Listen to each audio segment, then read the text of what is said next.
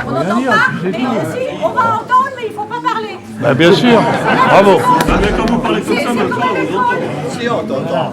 Non. Nous, ça va encore.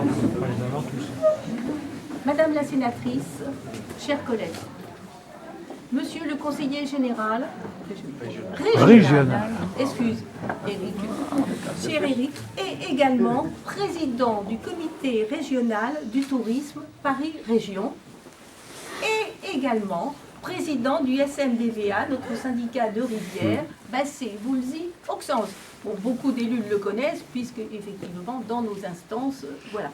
Cher Éric, Mesdames et Messieurs les conseillers départementaux, chère Sandrine, cher Olivier, on ne vous présente plus, vous êtes connus, hein, Olivier, depuis le temps qu'il est dans le quartier et il connaît toutes les routes du secteur. Hein.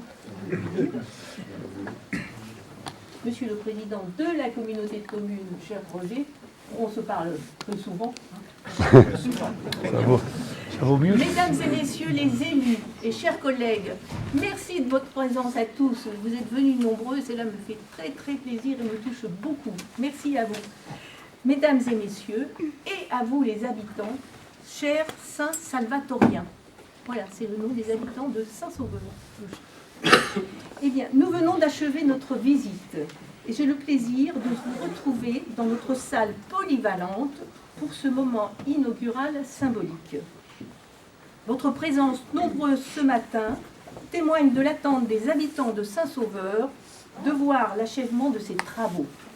Beaucoup d'ailleurs m'ont dit leur satisfaction. Saint-Sauveur, avec ses 350 habitants, 355 exactement, 355 habitants, possède une particularité.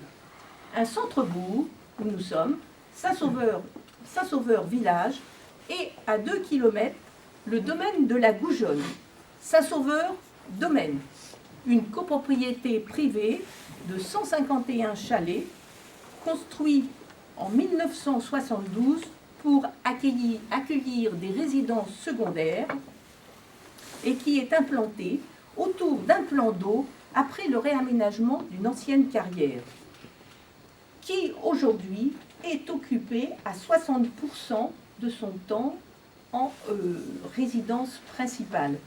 Et de ce fait, est devenu en quelque sorte un hameau de la commune qui réunit quasiment la moitié de notre population. Et je salue la présidente de la copropriété, je crois que c'est Sandrine Bergeau, qui assure en tant que propriétaire cette association, qui gère cette association syndicale. Merci de votre présence. Merci également.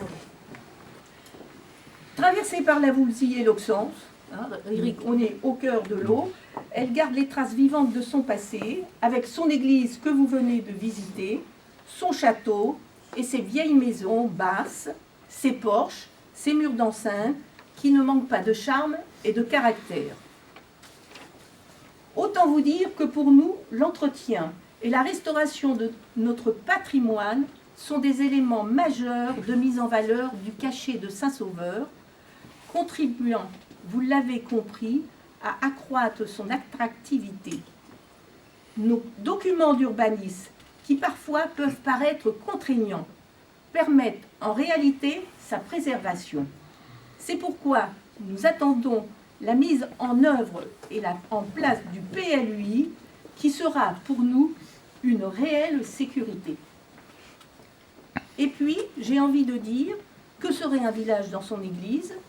Elle est un symbole fort de l'identité et de l'histoire collective, et sa restauration constitue une première richesse transmise aux générations futures. C'est aussi un lieu de vie, quelle que soit la croyance ou la pratique religieuse de chacun. Nous sommes tous concernés, baptême, communion, mariage, entièrement, mais également des animations culturelles. Et effectivement, fin août, Maryse Margrave, nous avons eu un concert. Je ne sais pas si elle est toujours là, elle est peut-être pas là. Vous comprendrez donc que nous étions attachés à sauver notre Église. Je n'en dirai pas plus, je vous l'ai présenté tout à l'heure. Vous avez fait le tour de ce patrimoine qui avait une réelle histoire et que certains peut-être ne connaissaient pas. Voilà. Il faut savoir que depuis ma première élection, en 1983, j'ai pris le parti de constituer chaque année un fonds de réserve, ce qu'on appelle de l'autofinancement. Les élus de notre communauté de communes, ils vont dire ça y est, on retrouve Ouais, nous a amené l'autofinancement. On a déjà entendu ça, ouais, c'est sûr. On a déjà entendu. Bon, voilà. Ça a été pareil pour Saint-Sauveur. Et effectivement, cet autofinancement pour faire face à l'entretien de la commune, de son patrimoine, mais également à la réalisation des travaux. Mais oui, dans une commune de 355 habitants, c'est possible, en minimisant les frais de fonctionnement. Ce choix, je m'en félicite aujourd'hui, car il a permis de boucler les budgets de nos travaux. Cela demande évidemment une grande rigueur budgétaire. À Saint-Sauveur, nous privilégions l'investissement, ce qui veut dire que notre secrétaire de mairie travaille à mi-temps, que nous n'avons pas d'employés municipaux et que nous sous-traitons l'entretien de la commune à des prestataires sous contrat.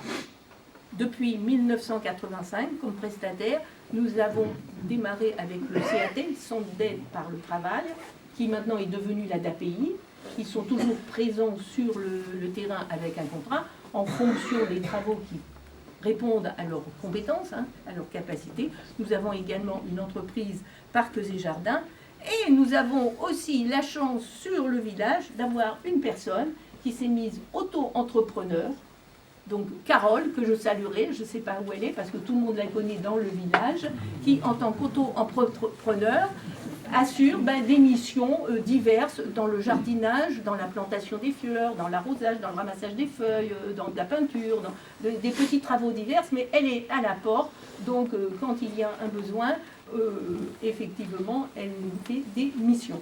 Merci.